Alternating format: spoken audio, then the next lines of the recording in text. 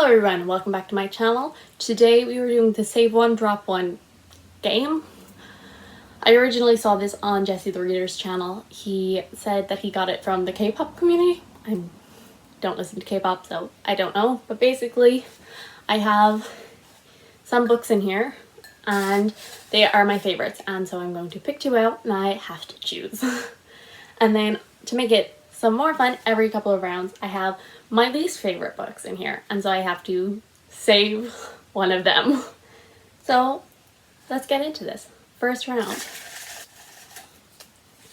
So first book is House of Salt and Sorrow by Erin A. Craig.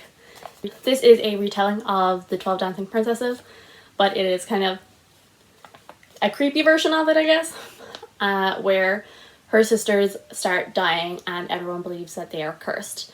And our main character wants to try and stop the rest of her sisters from dying. And then book number 2 is the Witchlands Series by Susan Dennard. The Witchlands is more fresh in my mind. Gave the first 2 books a 4 stars, and I also gave the novella 4 stars, but the last book, Blood Witch, was perfection. And I loved it so much. So I'm trying to think, because like if Blood Witch versus House of Salt and Sorrow, Blood Witch would definitely win, but like this as a whole, would it win over this? They both are very different. They both have very different vibes. I think just because of the perfection that is Blood Witch, I'm going to give it to the Witchlands series. Round number 2. Oh, I'm taking way too much paper with me. Book number 1 is The Infernal Devices by Cassandra Clare. I think we can already guess what's going to win here. The Infernal Devices follows Tessa Gray in Victorian London. She discovers that she has shape-changing abilities, and then she gets involved with all of the Shadowhunters' mess. Book number 2 is The Archived by V. Schwab. So this follows a young girl who is a, what's the job called? Keeper? Is that what it is? Of the archive, which is basically where people go when they die. Basically your body's kind of like put on a shelf, and every so often one of these wake up and you have to return them. This is a more recent series that I read and I did really love it, but my all-time favorite is gonna have to win. I love it so much. I love both of these, but The Infernal Devices is the winner. I think we will do a bad round now. So, round number 3, book 1 is Little Women by Louisa May Alcott. It just wasn't my thing. Book number 2 is Solitaire by Alice Oseman. Oh, this is actually difficult. So, Little Women is the story of 4 sisters growing up in the 1800s, and it just follows all of their differences and their relationships and all of that. And then Solitaire follows Tori Spring as she struggles through school and through family life. So they're both contemporaries, but very different. I think I'm going to save Solitaire just because of the fact it has Nick and Charlie in it, and if Solitaire didn't exist, then Heartstopper wouldn't exist, and I wouldn't like that. That's weird logic. Also, there were small bits in Solitaire I did like find interesting, but Little Women, it just bored me, I think, the whole way through. Back to our good pot. So round number 4, book 1 is the Chaos Walking Trilogy by Patrick Ness. This is a kind of a sci-fi dystopian kind of a world where people now live on a new planet, and there is this virus disease where all of the women have been killed off and all the men can hear each other's thoughts. And it follows Todd, who is just about to become a man in their village, but he comes across a patch of silence, which is supposed to be impossible. Book number 2 is Illuminae by J. Kristoff and Amy Kaufman.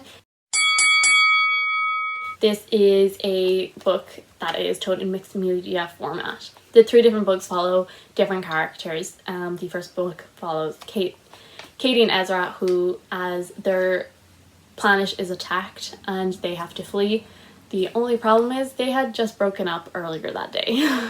So they're both kind of sci-fi ones. And they both are actually ones that I think I've only given one book in the series 5 stars. I gave Illuminae 5 stars, and I gave The Ask and the Answer, which is the second book in the Chaos Walking trilogy, 5 stars. So, and they are both quite different in the way that they're told, because Chaos Walking, you can see Todd's like lack of education in the way that it's written. So they're both told in a different way. As a series overall, I did see the problem is I did find Illuminae very repetitive. I thought all 3 books followed the exact same layout, whereas at least Chaos Walking, there was definitely variety in there. So I think I definitely prefer Illuminae over like any of the books of the Chaos Walking trilogy, but as a series as a whole, I am going to give it to Chaos Walking. Round number 5, we have Sadie by Courtney Summers. This is a story that is told in 2 perspectives. It follows a podcast which is trying to track down Sadie, and it also follows Sadie as she tries to track down the man who murdered her little sister. And then the second one is A Darker Shade of Magic by B. Schwab. Oh, see, Sadie, these are both very different stories. Sadie is a lot more recent in my mind, and it is so sad and heartbreaking, and it's so beautiful. But A Darker Shade of Magic is one of my absolutely favorite series, and I love Kel and Lila, and I am planning on rereading it soon, so I think I'm gonna give it to A Darker Shade of Magic. That was an easier one. Still wasn't easy, but a little easier. Back to the bad jar for round 6. Round 6, book 1 is Witches of Asham Room by E. Latimer. It follows a teenager in Ireland who is just about to become a fully fledged witch, and then murders start happening and they have to try and figure it out. I just really didn't like the book. And then versus the Maze Runner series. Okay, well, I think I'm gonna save the Maze Runner series because I just really did not like the book. The only good thing is that it has some really great representation in it, but I didn't care about the plot, I didn't care about the characters. Just did not care. Whereas the Maze Runner, I actually liked the first book, and then it just went downhill from there. Like, I hated the rest of them. So the Maze Runner gets to stay. Round number 7, book 1.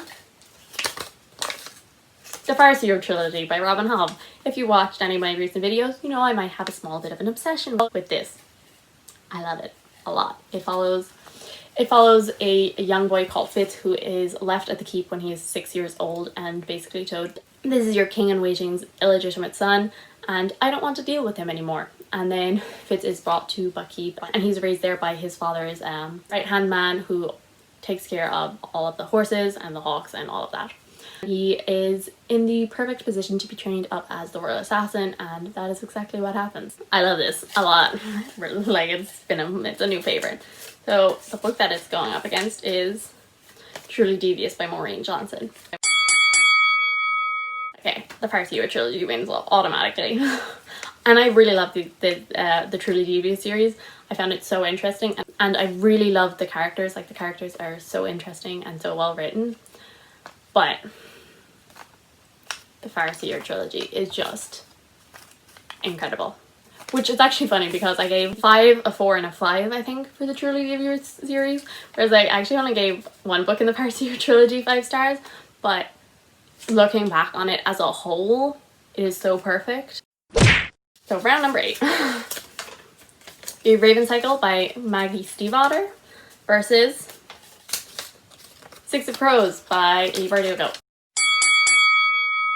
Ooh, this is a good one because, okay, I reread the Raven Boys earlier this year, but I haven't reread the rest of the series, and I reread the Six of Crows duology. And definitely before I reread the Six of Crows duology, I definitely would have said Six of Crows definitely wins this, but I'm not sure anymore. Oh, Six of Crows follows 6 misfits as they try and do an impossible heist, and the Raven Cycle follows 4 schoolboys? No, 3 schoolboys. 4 schoolboys and a young girl called Blue as they try and find a dead Welsh king. See, I didn't like the last book in this series, and so that's kind of what brings it down, but I think I prefer the first book in this over these two books, which I'm really surprised about. I definitely wouldn't have thought that before this year. I think I'm actually going to give it to the Raven Cycle, which I'm actually kind of surprising myself. I'm giving it to the Raven Cycle. Round number 9. The Throne of Glass series by Sarah J Maas versus the Princess Diaries by Meg Cabot. Okay, I've only read the first book in the Princess Diaries series, whereas I read all of Throne of Glass, not including the short stories. So Throne of Glass follows Selena Sardothian, who is in prison because she was an assassin. And one day the prince comes and offers her the chance for freedom if she competes to become like the royal assassin, I guess. There's an assassin story in this pile somewhere that I much prefer. And then the Princess Diaries follows Mia Thermopolis as she discovers that she's the princess of a country called Genovia.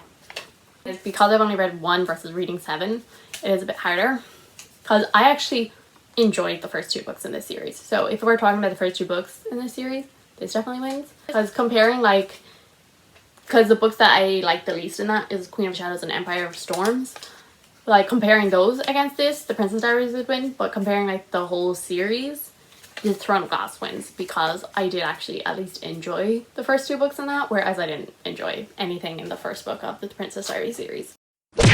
Round 10, Book 1, The Villain Series by V.E. Schwab versus The Savage Song by V.E. Schwab.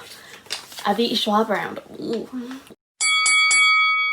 So the Villain Series, this follows Victor and Eli. They were college roommates. Basically, they try and discover how EOs get power. EOs are extraordinaries, they're people with superpowers. And they discover that they do this by having a near-death experience, and so then they try and kill each other and revive each other to get superpowers. And then 10 years later, Victor has just gotten out of prison and he wants to reunite with a good old friend. So this Savage Song follows Kate Harker and August Flynn. They are the children of the leaders of this city, and they are both very different. August is actually a monster who can use music to kind of like steal people's souls.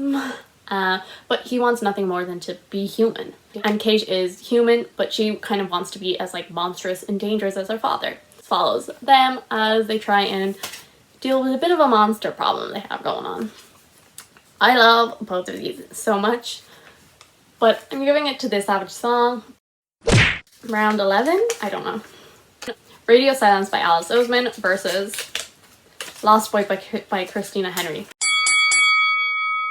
These were actually my top 2 favorite books of last year, so I already know what the answer is because I did give it to Radio Silence in the end, but both of these were number 1 and 2 last year in all of the books that I read. They are so, so good. I know lots of people have read Radio Silence. It follows a girl called Frances and her friend Alid and a podcast.